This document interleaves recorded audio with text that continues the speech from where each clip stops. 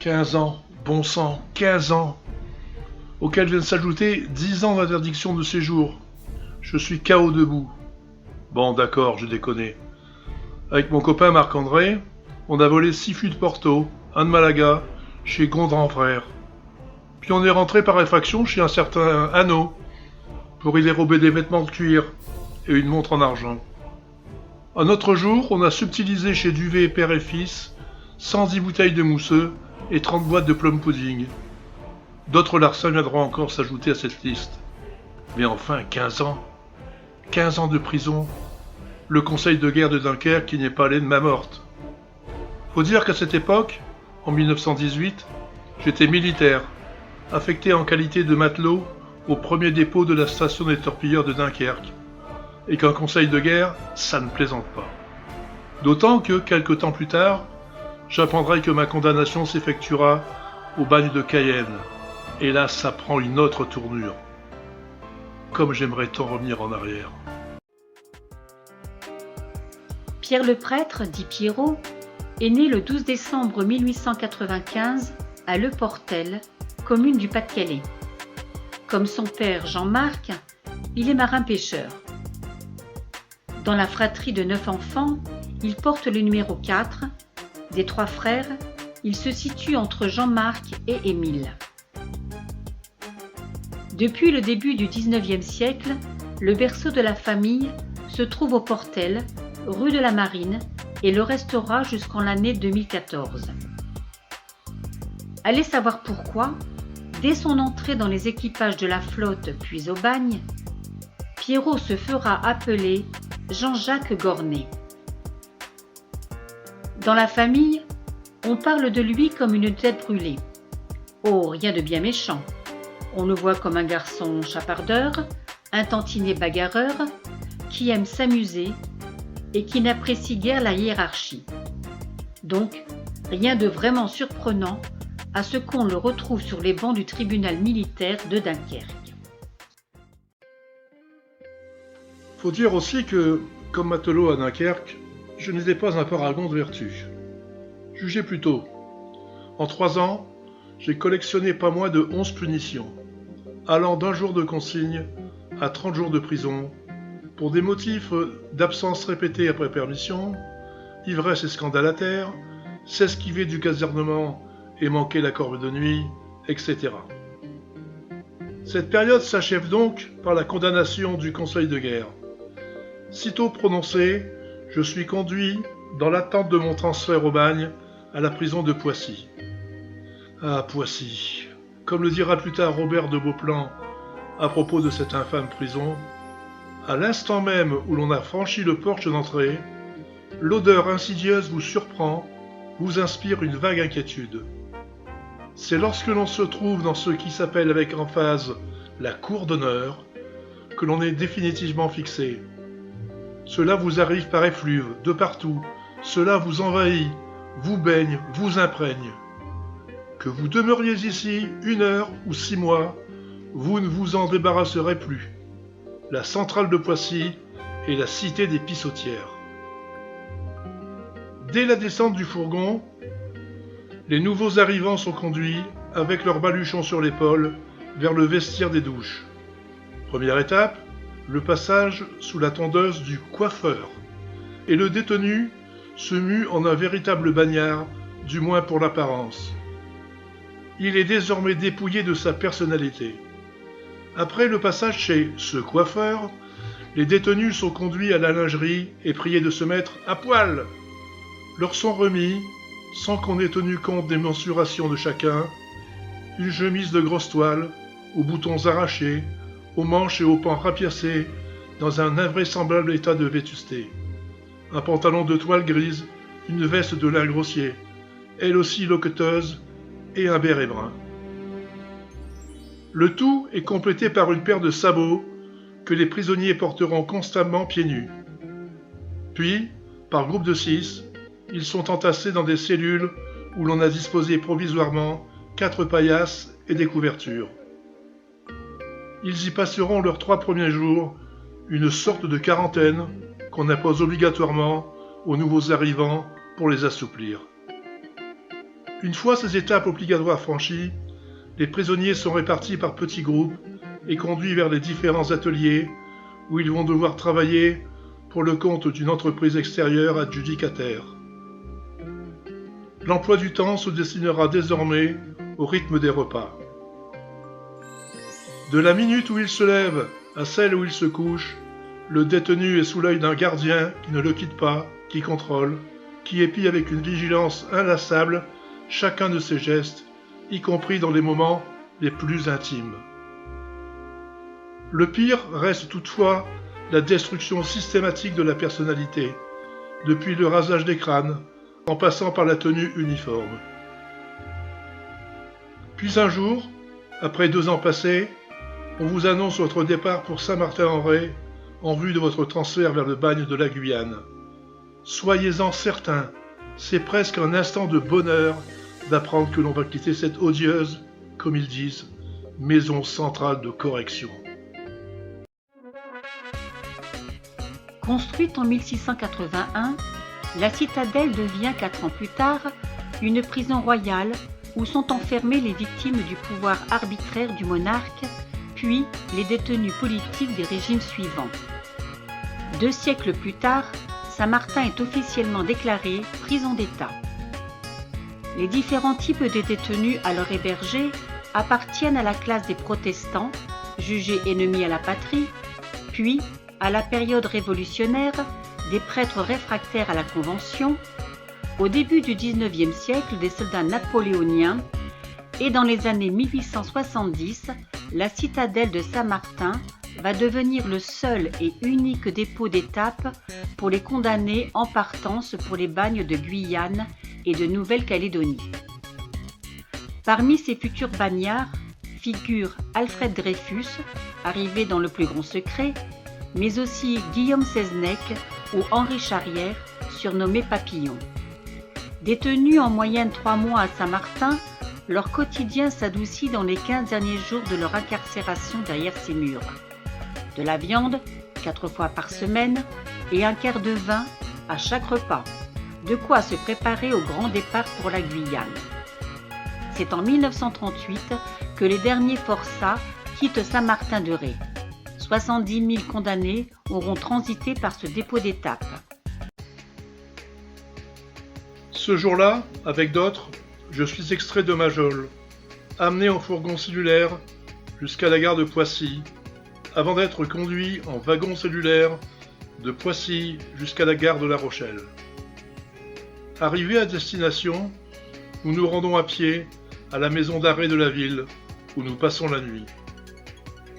Le lendemain, un petit vapeur, le Coligny, nous attend au port pour nous conduire au pénitencier de Saint-Martin-de-Ré. Sous l'œil des badauds, nous prenons place au milieu des marchandises et du bétail. La traversée, qui dure 1h30, marque un premier arrachement. Pour la première fois, je quitte le continent pour une première île. Arrivé au dépôt de Saint-Martin, je suis soumis à une fouille sévère, puis astreint à une discipline de fer, au travail abrutissant des ateliers, aux 30 minutes de promenade quotidienne faites au pas cadencé, dans la cour, toujours dans un silence absolu. Curieusement, au bout de quelques semaines, le régime carcéral s'adoucit. J'entre, comme ils disent, dans la période d'expectative. Réveillé à 4h du matin, le jour du grand départ, je reçois mon pactage. Vers 6h, les gardiens nous regroupent dans la cour du dépôt. Imaginez que nous sommes 600 bonshommes à sortir de la citadelle, encadrés par la gendarmerie, les surveillants, les tirailleurs sénégalais et une foule de curieux. Ce départ constitue un véritable spectacle dont les photographes se délectent. Les attitudes de la foule massée le long des quais oscillent entre grand silence, insultes, quolibets, en passant par les commentaires désobligeants, les gestes de provocation et les menaces. Du côté des détenus, c'est plutôt le silence et la retenue qui l'emportent, la peur, la honte ou l'inquiétude d'un voyage sans retour. Bien que tout contact soit interdit lors de l'embarquement, certaines familles des réprouvés cherchent à apercevoir et saluer une dernière fois un fils, un frère, un mari. Célèbres ou anonymes, nous sommes conduits sur le quai d'embarquement. Là, je retrouve le Coligny, ce qui nous amène sur un gros navire prison, la Martinière, amarré au large, celui-là même qui nous conduira en Guyane. Ce navire peut accueillir jusqu'à 673 forçats. Et c'est enfin le départ. Je dors sur un hamac relevé tous les matins, et je n'ai droit qu'à une promenade quotidienne d'une demi-heure sur le pont, avec d'autres, et sous haute surveillance. Les hublots, tous fermés, font entrer une chaleur épouvantable, en particulier lors de l'arrivée sous les tropiques. On y arrive. La traversée a duré 3 semaines. À travers ces hublots, on voit la brousse. On est donc dans le Maroni. L'eau y est boueuse. Cette forêt vierge est impressionnante. 3 coups de sirène et des bruits d'hélice nous apprennent qu'on arrive, puis tout bruit de machine s'arrête, sous un silence assourdissant. Mon aventure guyanaise peut commencer.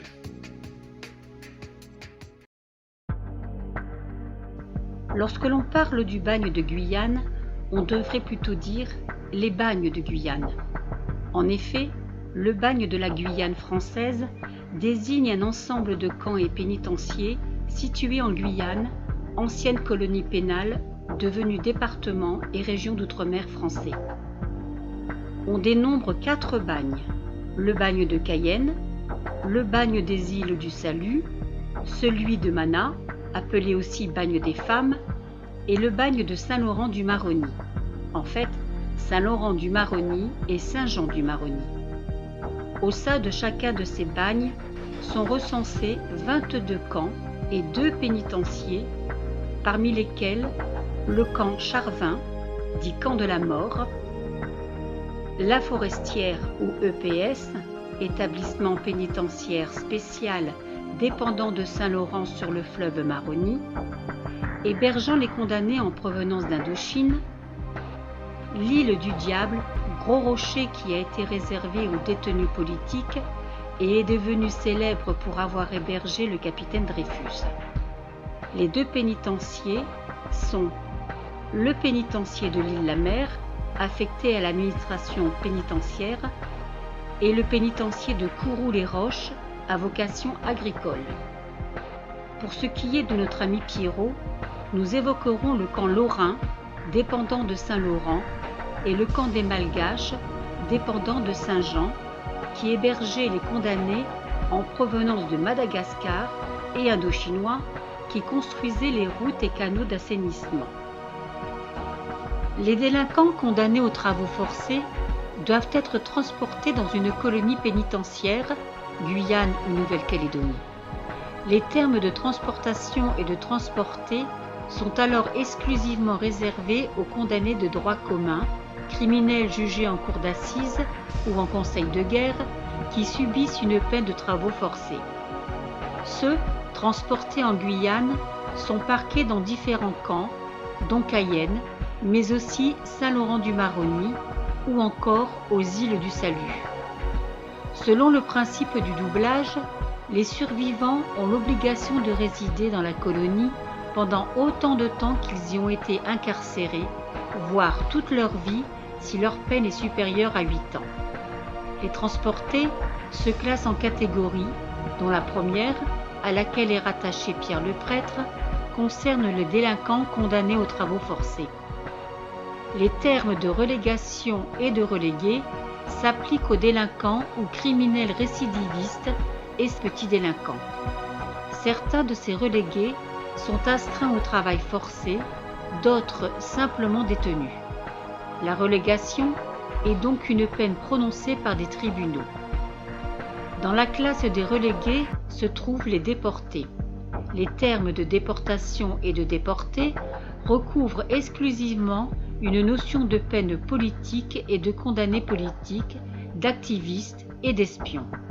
Par exemple, la déportation est la peine appliquée aux communards comme Louise Michel Rochefort ou encore plus tard à Alfred Dreyfus, incarcéré sur l'île du Diable, l'une des 3 îles du Salut. Il est temps maintenant de se pencher sur la vie au bagne de notre ami Pierrot et sur son évasion.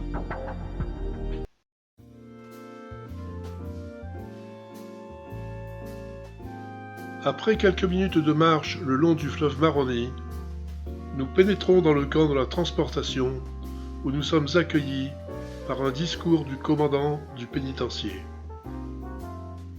Durant une quinzaine de jours, nous subissons diverses opérations qui seront déterminantes pour notre situation au bagne. Après la traditionnelle visite médicale, je suis classé apte à tout type de travaux. Je me présente ensuite à l'atelier d'habillement qui me remet mon uniforme. Celui-ci est constitué d'une vareuse en toile blanche rayée de rouge, d'une paire de sabots galoches, d'une chemise, d'un quart, d'une gamelle, d'une cuillère, d'une couverture, d'un pantalon et d'un chapeau de paille. Après vient l'atelier anthropométrique où sont mesurés et notés crâne, oreilles, coudes, empreintes digitales, etc. La fiche ainsi créée, accompagnée d'une photo d'identité, permet essentiellement de confondre les évadés réfugiés à l'étranger. Tous les transportés ne sont pas destinés à rester au sein du camp de la transportation. Certains, parmi les plus dangereux, ou qui doivent être l'objet d'une surveillance particulière, sont envoyés aux îles du Salut. Cette répartition est particulièrement redoutée des forçats, car chacun sait que l'envoi aux îles signifie l'impossibilité de s'en échapper.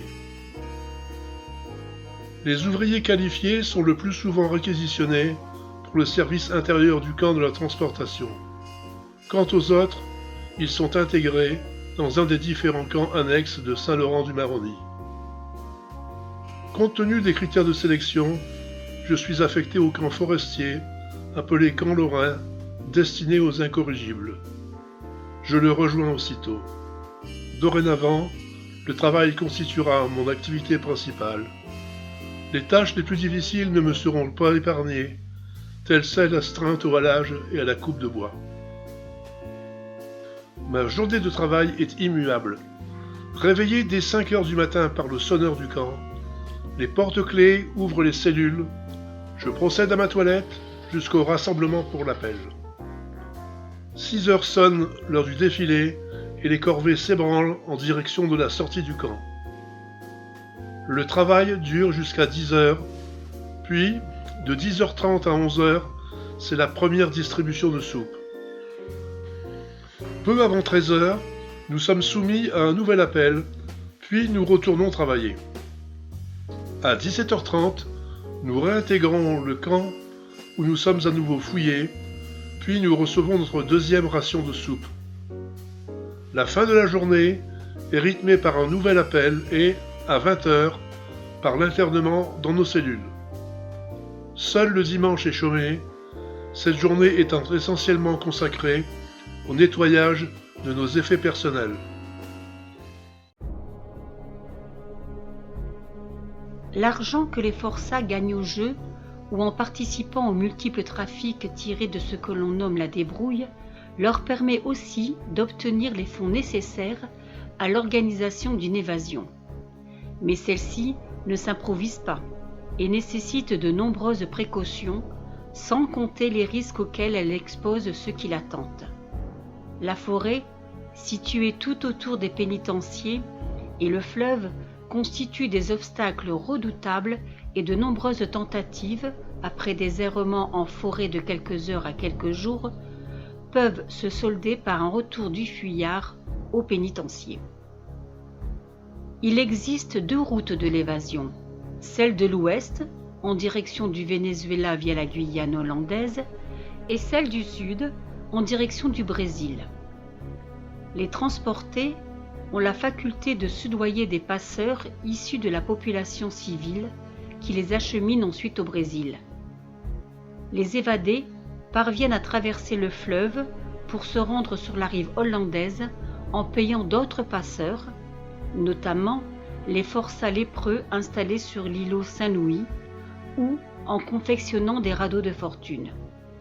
Mais c'est sans compter sur les chasseurs de primes qui ont tôt fait de les arrêter et de les remettre à la police hollandaise. Ceux qui désirent se rendre au Venezuela doivent obligatoirement se procurer une embarcation adéquate. Ils l'obtiennent le plus souvent au village chinois de Saint-Laurent ou auprès de Libéré. Mais en plus de devoir disposer d'une barque équipée, les fuyards doivent également se fournir en vivres et en matériel. Une évasion nécessite de devoir disposer d'argent et d'économies qui permettent, en temps normal, d'améliorer son ordinaire en achetant de la nourriture supplémentaire ou du tabac. Car la route de l'évasion est pavée de nombreux dangers. L'embarcation peut s'enliser sur l'un des nombreux bancs de vase jouxtant le littoral guyanais franco-hollandais ou peut sombrer dans une tempête. Certains évadés peuvent être également assassinés en cours de route par des congénères peu scrupuleux désirant s'emparer de leurs économies. D'autre part, à leur arrivée dans le pays d'élection, les autorités locales n'hésitent pas à les expulser et à les remettre aux autorités françaises. Depuis mon départ de Saint-Martin-de-Ré, le 4 mai 1922, je n'ai eu de cesse de penser à mon évasion du pénitencier de Saint-Laurent. Quelques semaines après mon arrivée, je vais réaliser l'aboutissement de mon projet. Ce qui a anticipé ma prise de décision s'est opéré le 13 juillet dernier. Ce jour-là, alors que j'étais affecté dans la brousse à l'abattage d'un arbre, mon collègue Émile Varlet a failli y perdre la vie lors de la chute du tronc scié. Cet incident n'était pas exceptionnel, mais fréquent. C'est à cet instant que je me suis dit que si je voulais rester en vie, il fallait m'échapper de cet endroit maudit. J'ai tenté une première approche, sans grande conviction, le 18 juillet, en direction du camp des Malgaches. J'ai été rapidement repris et réintégré le jour même, sans subir aucune peine, mon absence de quelques heures étant considérée comme un simple errement non condamnable. Cette expérience m'a cependant permis d'effectuer une reconnaissance des lieux et de me faire une idée sur la mise à exécution de mon projet. Sur le conseil de vieux détenus, j'ai fait le nécessaire pour m'assurer une fuite réussie, réunissant toutes les garanties possibles. Et ce jour, je prends le chemin de l'évasion, dont j'en ignore bien sûr l'issue, mais que j'espère salvatrice. Adieu donc mes amis, et peut-être nous retrouverons-nous dans un monde meilleur. Saint-Laurent-du-Maroni, le 2 octobre 1922.